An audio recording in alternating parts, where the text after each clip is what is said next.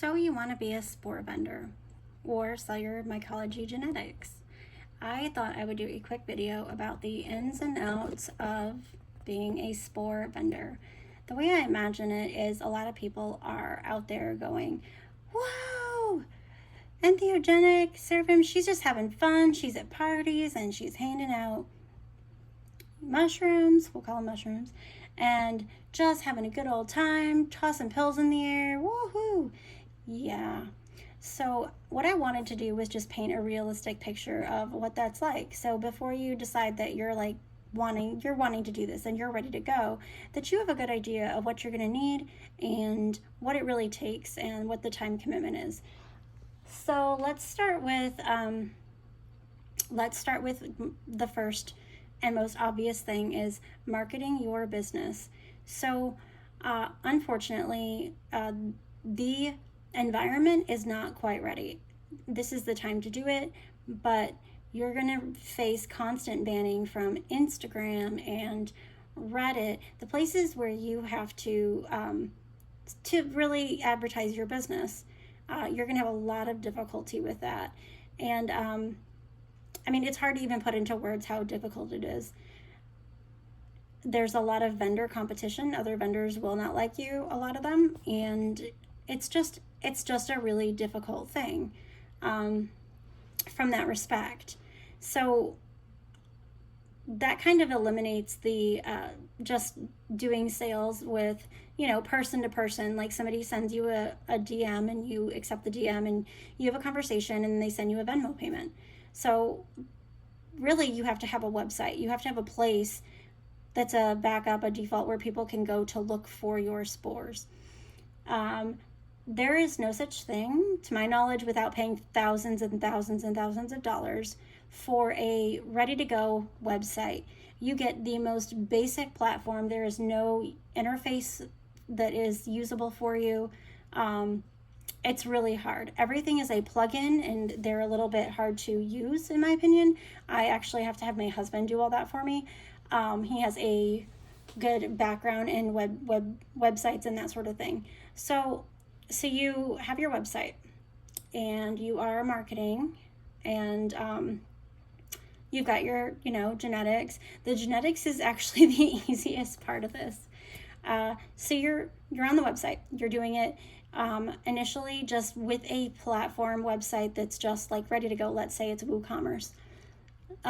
There is no integration for shipping. There is no integration for printing your invoices. So let's say 10 people place an order. You have to manually go in and print those. You hit Control P on the invoice to print out their order so you can pull it, get it ready. You have to actually hit your Control P, and then you have to zero it down to one of 20 pages it tries to print. You print that out, and then you have to copy and paste the label from that invoice into a shipping website and go in and manually do that. You have to calculate the weight of each package or know about what they're going to weigh. And then don't forget tracking, because you want to believe, and I think I wanted to believe at a point that you didn't really need to send tracking, but mycology teaches us patience, but a lot of customers, if you're advertising on social media, are going to be new to mycology. So you really have to, be patient and, find a way to integrate sending tracking numbers, which I have just now done because I do so many orders a week and there was just so many emails, and it was getting to be really difficult. Another aspect of this is contamination. So if you get to a point in your business where you are doing hundreds of orders a week, so at that point you don't have time to test everything on agar. Like when you started out, of course you're doing that, but it just sells so quickly, and an agar test takes a week to 10 days. You don't have time, and you can have really sterile procedures, and let's say your samples are all 100% clean. We're still dealing with people who are new at this, using Uncle Ben's tech, or making their own grain, and a lot of people don't have a pressure cooker. So there's a lot of reships, where you sent them spores the first time. This time you're sending a liquid culture maybe. And people have, for the most part, with the exception of probably just one person, been really nice. I haven't had to do many reships for quality. Fortunately, I'm really, really careful. But you will, occasionally have that. And, but really, for every, like I said, for every mean person, there's 10 people who are just wonderful and grateful that you're reshipping it. But there are costs associated with that. The minimum cost for me to ship a package using a shipping website, not at USPS. If I was using USPS directly, that would be a lot more expensive, but it's usually about $3.95 to $4.25. So that's another cost. And then you've got materials, syringes, all that stuff. That's expensive too. And I have really price shopped a lot for that stuff. And Amazon actually is the best place to buy it, but you can only buy 100 at a time. So you have to buy 10 boxes or whatever, what have you. So there's that. Another aspect to vending is that you really have to make time to work on your genetics. And for me, it set me back a little bit in my mycology because I'm just so busy working on orders all the time. So another aspect of this that I think is worth mentioning is even with automation and all the good things that you can get for plugins. Let's say your website, it's good to go. You've got your tracking set up to send to people. You can print all your PDF invoices at once, and you can upload your shipping labels, through your web portal. Let's say you've got all that done, which, is a lot of work, but you're done with it. The next thing would be time for shipping, the process involved in that. So at this point, my process, and this is, I've gotten it really worked out. Because it's a gray market item, psilocybin spores, you have to actually go into Cash App or Venmo and balance those payments against the payments sent to you one at a time. That's where I'm at right now with it. So you're checking and you're trying to compare, and not everybody uses the same name on their order as they do on their Cash App, and sometimes the order number is not included. Or sometimes the payment is sent to you, but the order wasn't submitted all the way. So you're trying to reach out to that person, even though you don't have an email address, and say, hey, wait a minute, you sent me money, but I don't have a way to do anything about it. On Venmo, there's a little messaging thing you can do, but on Cash App, that means sending them $1 with a note and saying, hey, dude, I'm trying to reach out to you. I don't have an order for you. So that's another thing. So just the balancing and the marking payments as confirmed and doing the accounting every week, twice a week, that takes me about an hour. Then there's the printing the labels, and this is even with automation, printing the labels. You're doing that, and then you're putting the labels with the invoices. And then also another thing that's not automated with a website like WooCommerce is a product pick list. So I had to make it, and I just did this a couple weeks ago, where instead of going through all the invoices and marking how much I need of everything, I actually had to go and I had to do it that way. And now I found a plugin, have it all installed and working out, where I can go in and actually just go through that, and it'll give me a list of all of the orders and processing, what I'm going to need for that. So now let's get to the syringe making part. I make 300 to 500 syringes a week, maybe more, sometimes a little bit less, and it's tedious. You can't really do anything while you're doing it. If you don't have a laminar flow head, you're going through a syringe port. You have to be very sterile. That means pressure cooking your water, in advance, and, all of the things that you would want somebody to do if they were sending you a product for mycology. So even with getting all of that streamlined, the night before I do shipping, I probably spend about 8 hours just making syringes to get them ready to go. The trash will fill up a couple of times, I'll take it out. So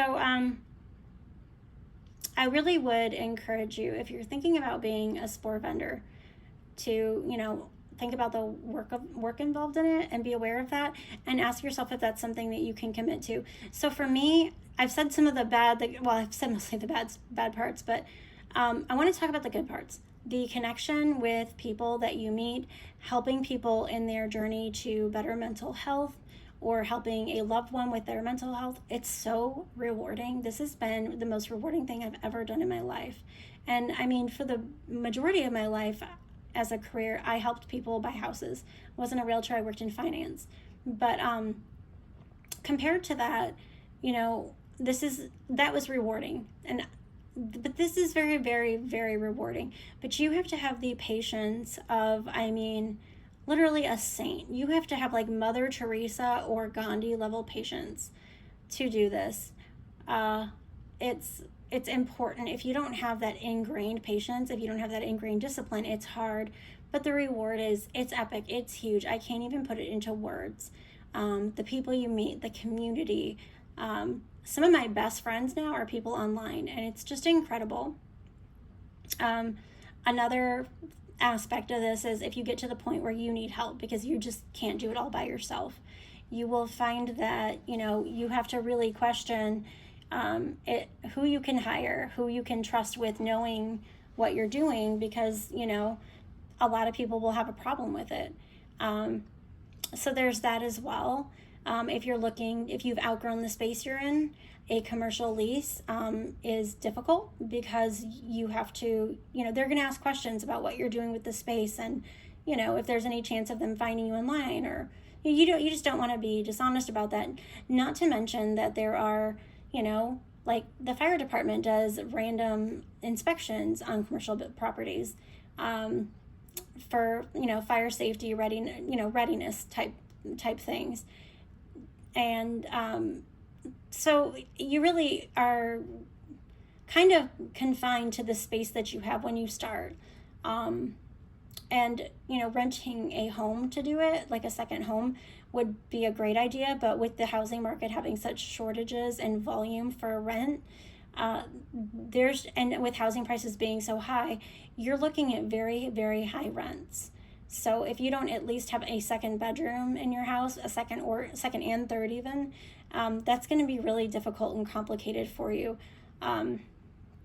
Anyhow, I just really wanted to share my heart. I know of some people in the community who are looking to go this direction, and I think that is awesome. But I just feel like until this point in my life, I wouldn't have been ready for such a commitment. I have a grown child who moved away within the last year, and I actually had to leave my full-time job to be able to do this full-time because it was just getting too much to do both, which has been amazing. It's been amazing.